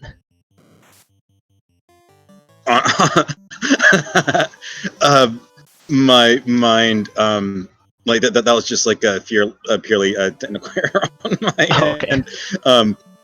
Like I like whenever I like warp out of towns or dungeons or whatever, if I don't find anything, like my knee-jerk reaction is just like reset, and that's just kind of what happened when I was trying to warp out instead of resetting. Oh no.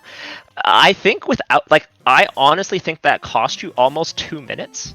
And with that, I think you would have been pretty close to finishing top 4. So that was just like, not an uncharacteristic mistake, but just like a mistake, just straight up time loss. And without that, I think you were really solidly in this top 4, top 5, which would have been an excellent finish for you. So a well-deserved bracket ticket punched. Thank you. Now, unfortunately, because you didn't come in the top 5, you get the joy of being matched up against some 3-0 runners. So maybe we'll see you in brackets, Clementine. I hope. Yeah, we got some scary names in 3-0 that I would not want to be touching with a 10-foot pole if I could avoid it. But only one of you guys can get Thunder, so cross your fingers. Mages I'm into just the happy volcano. to make it to bracket. Yeah, I mean, you were, I guess, right now being part of the, as it's coming up in just a few weeks. Actually, we do have the Duck Derby program, the Duckling program. The Duckling Bootcamp is a program specifically designed to get brand new players, or people with some experience in the vanilla game, or even having run a few seasons of the randomizer, really upping their game. It starts with 8 weeks of boot camps where we focus on various skill sets each and every week. We're going to be hosting these right here on Randomania on Monday night, starting May 10th. You can come tune in. Join the Discord, come chat. We have the new player Duck Pond where we answer lots of questions. I'm going to be helping run that and giving hopefully lots of good tips and tricks to get you going fast. And then after that 8-week bootcamp, we're going to have 4 weeks of races where you get to race your fellow new runners for pride and glory of being the Duckling Supreme. And you can tell us all about the joys and pride and glory of being Duckling Supreme, Groggy? It's all right. It's all right. It's not so bad. It gives you the privilege of losing to Dead Pulse every year when there's the great Duckling Supreme off. Yeah, for real. That's the real problem. You get that like nice crown and all the accolades and all the expectations, and then people get better every single year. Yeah, Clementine, I know that obviously you took part in the past Duck Derby. How long have you been playing at this point? I think I officially joined the Discord server late December, early January, but I've been playing at least like single player without any help or anything since probably October, November. Yeah, so Like, 6-ish months, and making brackets here in the spring tournament, very, very impressive. And I'm just using you as advertising material here. If you want to, qualify for brackets in a play-in race, I highly encourage you to come check out the Duckling Derby starting soon. If you have any questions, feel free to hit us up. And Magus, with all the orbs lit, all the key items required, is it time for the Temple of Fiends Revisited? Well, it's not that way. There we go. Yeah, I just needed to go north. Yeah, I have to imagine that's where we're headed next. Again, it's funny, we've seen now two players sort of take the long way around walking. It's not often that you get a seed that encourages routing like this, of walking from Volcano to the Temple of Fiends. Yeah, I mean, I think what's it called? The long way around is not saying that it's, well, okay, Magus is just going like west slightly too early, but the long way around is not because it's the wrong way around. It's just very unusual that you have seats where you do Volcano last and then walk to Topher, but that is definitely the case here, and welcome to Floaterless Go mode. Yeah, absolutely. It's very funny, but listen, if it works, it works. I feel like it's very fitting as an end to the pod rounds for some runners, where we start in Canaria, walking to Crescent Lake, and we end in Crescent Lake, walking to Canaria. Very cyclical. So here we go. Mage's probably going to be doing some final preparations. Oh no, we don't need final preparations. Maybe our heal pot numbers are good. We're going straight into Topher. Yeah, he's good. 99, dead on, full heal pots. HP a concern, but we do have good enough levels on the Black Belt and Red Mage to be doing some serious damage with that Masa. And I mean, listen, he's got 141,000 gold. This could be a situation where we summon Yojimbo to do the job for us. It's like in Final Fantasy X. That's a great reference if you've played and beaten Final Fantasy X. You act like I'm someone who's played more than just Final Fantasy 1. Listen, I couldn't beat the final boss of Final Fantasy X except by bribing the summon Yojimbo with all of the money that I had left and getting Yojimbo to do it for me. That's not a joke. That's actually what happened to me in the game. That is an option to win the game. As Magus heads to the third floor in Temple of Fiends, and we're back in the Final Fantasy 1 world of 1988.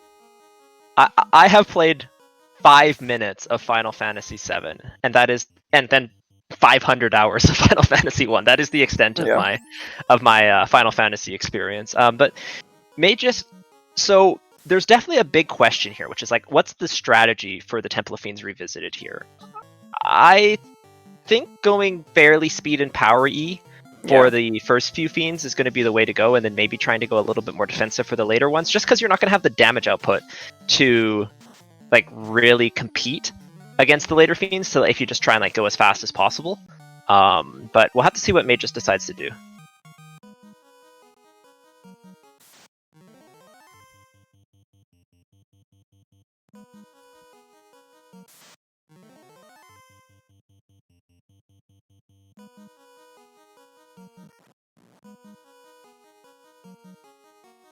Smooth sailing here. Nice encounter table. Get him some free runs here. Now that anytime that I have like a really good run on one of these early floors, I do just automatically C floor. Mm-hmm. Medusa's coming up again. Not the ones with trance. Those were the regular Medusas. He's going to perhaps burn a Fade here. Or is he just gonna run? He's looking for some of the item magic. That Mage. Wow. I don't think I realized how little health those Medusas have, but yeah, they have Mage no staff. HP. Yeah, that Fade, unfortunately, feels like such a waste after that. When you knocked him out with just the Mage staff, you could have just breathed on that last one and would have fallen over. Yeah. I think the Mage staff play there wasn't bad, especially if you want a few more levels. I don't know where the Masa breakpoint is on a Black Belt, to be honest. Yeah, wouldn't even pretend to know. But the Mage staff strats is a good call. Yeah, Medusa's great EXP. Would suggest casting fire on them when available. Yeah, not bad. All right. Swing, 8 hits, 822. That is absolutely enough to take out Lich 2, and Mage is going to go ahead and swing on over to the carry floor. 2 Agamas pop up, not going to take that fight. This is one of those things where it's like, sometimes when you just have to grind in Topher, this floor can be a real treat. Mm-hmm. I am not the biggest fan in the world of grinding in Topher, but I don't think anyone is. But as I've approached the later, like as we approach brackets here, it is definitely a consideration for fighter comps if you need like a level or 2, or a black belt comp even if your black belt is like slightly lower than you want it to be. The danger, not of like course, below 32, that, but like the little, danger, of course, is that when you wipe, you lose all of that.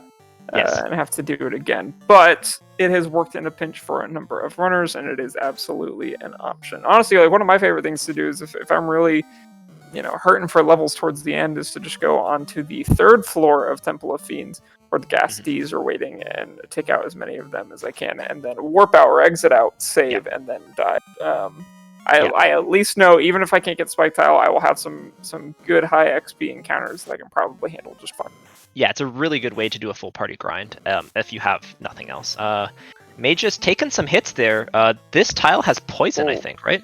Yeah, we haven't even seen the bad part yet, but that Naga has got to put it out. Nope, gonna go ahead and hit for 1 damage, so runs away, thank goodness. Yeah, so the issue wasn't the poison from the Naga, it was just the straight physical hits from those waters, which is pretty nasty. We did get away though, so in good shape. Yeah. Well, good-ish shape. Man, look at that. Look at those spell charges. How can you say improved MP isn't broken? 9 level 8 spell charges. Yeah, that's amazing. A level 20-something white mage.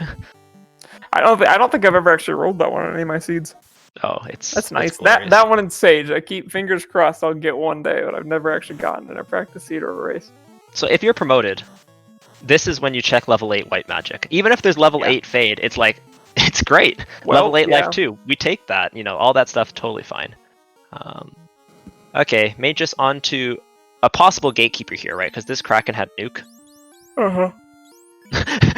As I yawn through that, I'm so sorry. That is not a reflection on Mages. That is a reflection that I am a baby who needs to go to bed early.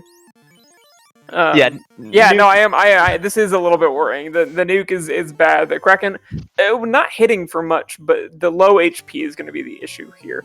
If something else comes out, that nuke is going to be devastating. Thinking carefully. Yeah, going all in on the black belt does make sense here. Yeah. That's the damage. Offense. Brackstrat's not nearly as good on Kraken. What? Oh wow, that's awesome! Ah. The one tap on Kraken too, incredible. Oh, you love to see it. About 6%, I believe, to hit that. It's low. What a joy! What a joy! I am suddenly awake and full of life and ready to face the day. Worth sticking around here on RPG Limit Break. You're listening to Groggy and Jat. My name's Jat. Grog is my co-coms here, and you're watching the Spring Tournament 2021 Final Fantasy Randomizer Tournament. If you're interested in what's you see here, come join our Discord. There's lots of good stuff, and also come tune in for the Duck Derbies in the upcoming week. Wow. Mages with the Brack to end all Bracks. Oh, I'm so worried for that. The white mage and the red mage in those 2 slots with Tiamat fasting itself up. Mm-hmm. This is gonna be a real angry dragon. 5 hit for 338. It's getting there. The Quadox comes out, gonna bounce right off the black belt. All right, so Tiamat goes down. That is gonna be terminated. He has 1 more boss to go. Yeah, Tiamat not known for being a melee threat, but with fast it is a melee threat. The reason Tiamat's not a huge melee threat, kind of similar to Chaos actually, is that Chaos has like 2-3 hits. It's not a massive amount depending on your evasion. Same thing with Tia, but with fast, suddenly it's a massive amount and you better be worried. Here we go. Magus on to Chaos, as Retro Gaming 2084 saying in chat. Let's go. All right, talk once, talk to the air, talk twice, talk 3 times, and we are going. Gonna go ahead and Mage. No, wait, yeah, there we go. Good idea. Wait in Viz 2. We're gonna get a temper coming out in a fight. Yeah, I like the wait on the thief. I think it was pointing at Uh-oh, don't do it. Okay, alright, so that's fine. We weren't going to use the thief anyways. That is... Yeah. Save us the input. Another Invis 2 coming out? Yeah, absolutely. We're going to get a Temper. Hasn't fasted up the Black Belt yet. I'm not sure why. Yeah, we were both holding our breath for the Black Belt to get zapped there. Oh, Chaos coming out with a nuke. Oh. Yeah. Oh, that's no good.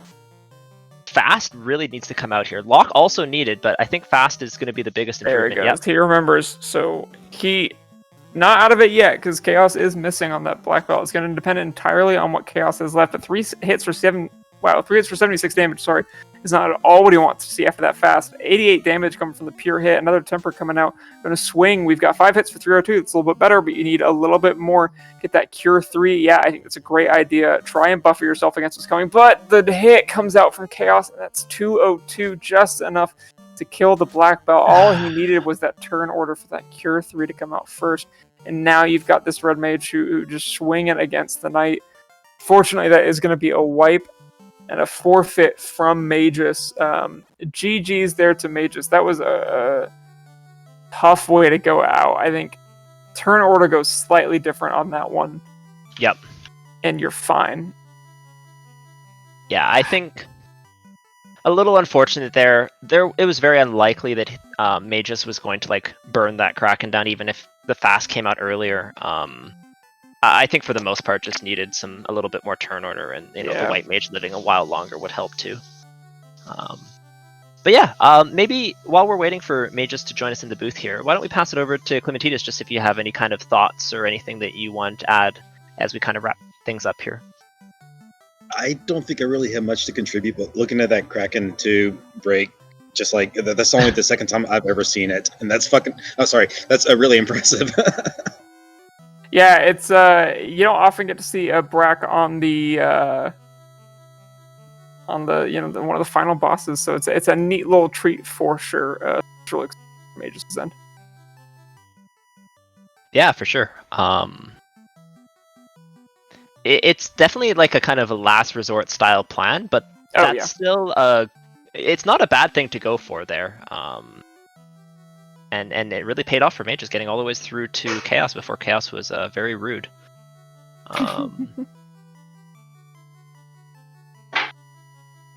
It looks like Magus will join us shortly, so we just got to wait on that. Yeah, I saw him in one of the other streaming rooms. Let's see if we can get him in the correct broadcast momentarily. And that's the ding I'm waiting for. Magus, GG's. That was a tough race, but still a lot of good stuff coming from that race. It was not tough. It was not tough. No. What's sad? Well, apart from not having a flying machine, let's see. I called the fact of where the flying machine would be after literally going through Fetch Quest hell to get the cube. Yeah. I basically knew it was either airship's going to be there, and everybody's going to scramble around and not get there, or I am so far behind because legitimately the airship was in Marsh. Yeah. I mean, you can't blame me for chasing those down. No. It was a little bit rude there at the end. I think your approach. Now, I did want to just quickly talk on one thing, Magus, which is how about that Brack? How did that feel? What, the one-off on Kraken? Yeah. It's like, you know what? Screw it. It worked. I was. Yeah. The most annoying thing was Chaos. Yeah. I don't think there was. Bad turn order happens. Yeah, I don't think there was that much more you could have gotten out of that Chaos. Just nuke into turn order things. Just not what you're looking for, and that's kind of unfortunately. To be fair, that's the only reason why I stopped. It's like I'm at Chaos. I've got all this stuff. It's like, is it worth running through it all again? No. All I've got left to do is just one or two small things. So it's just like, okay, it wasn't a bad seed. It's just, hey, walking everywhere. And we're walking and walking versus flying and flying. I think these flags have an interesting way of these are not the longest flags we have ever had in a tournament. They are not the worst flags that have been assembled, but they have a way when you're expecting to go quick and be able to finish around the hour 15 mark where that walking can genuinely be brutal, and the prospect of trying to do Topher again, or in your situation where you walked from Volcano to Conera, it's what am I going to do? Go back and get this ship? don't know. Do you know the reason I why think walked I back? think these seeds have a way of making it hurt a little more. It So wasn't that. I had enough spots and I had warp to grind. The problem was I just didn't want to walk back, and it would have taken me. It's like, what was the better dock, Provoca, or go all the way around the the continent to dock at Corneria? Yeah. I think I'm just gonna hoof it.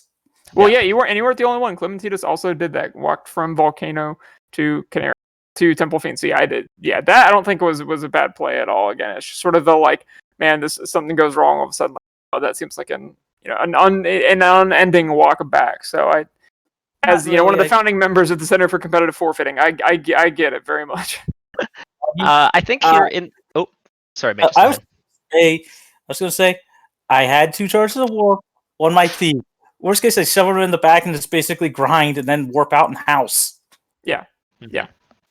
So in the instant, or in the favor of Groggy Dog's weak East Coast bedtime, I think we shall move on to final thoughts here, so that Groggy Dog can be a human tomorrow. Maybe we'll start with you, because you kind of been chatting a little bit, and do you have any kind of final thoughts here as you wrap up a seed? But last chance qualifier tomorrow. Yeah, and as I've been calling this race in the next weeks, it's a meat grinder. I'm not joking. Have you seen the list of the people that are in the race? Absolutely. Anything else? He made what? At least brackets, or was it top 8? Or it was one of the far things in that one. I mean, legitimately, we have Czar. We have so many people in there that it's stacked. It's Murderer's Row. It's one of those things I have to say. Anybody that's watching it, go watch tomorrow, because it's going to be even closer. Absolutely. Great advice. Come check this out tomorrow. We're going to be on many channels again. You're going to be watching a very similar race to this, but that will be the last chance qualifier tomorrow evening. Come check it out. Passing it over to Clementitas. Any last final thoughts? I guess I got to practice for brackets now. I've been practicing so much on pods for the past month. But I'm looking forward to the change. Are you looking forward to it's good to get a little bit of change of pace. I really like the lack of free bridge, really changes up the classic Provoca meta. Sure, you can sometimes get the early ship, but when it's not, you got to make some tough decisions, and I think that makes decisions make Final Fantasy Randomizer interesting. My name's Jack. I was just going to say, I remember when free bridge wasn't even a thing. So, yeah. Welcome to old school, people. I'll give my final thoughts. This has been a great race. It was good to see Clementitas getting out of brackets, and Masagos and Mages both put in a good race. Congratulations to Masagos for getting as far as you did, getting all those orbs lit, while having a tough day. Really, really well done. Mages making it all the ways to Chaos. Well done. I want to thank RPG Limit Break for hosting us. I want to thank Luffy for doing both tracking and restreaming tonight, as well as Groggy for hopping in the booth with me. It's always a blast. And I will pass it over to Groggy Dog to wrap things up tonight. Yeah, thanks again to everyone. I enjoy this every single time we get to do it. This is always a blast. So to those of you who are still up, I have crawled into bed. My pajamas are on. I'm getting ready to blow out the candle and turn in for the night. Thank you all so much. We will see you tomorrow night for the last chance qualifier. It's going to be amazing. Can't wait to see you there. Can't wait to chat it up, have a little bit more fun. And then Sunday night, we are on to the brackets reveal. Stay tuned for so much more Final Fantasy Randomizer action coming your way in the coming weeks. Thank you again to our restreamer, Luffy. I'll let him take us out and close down the stream. You'll have a wonderful, wonderful night.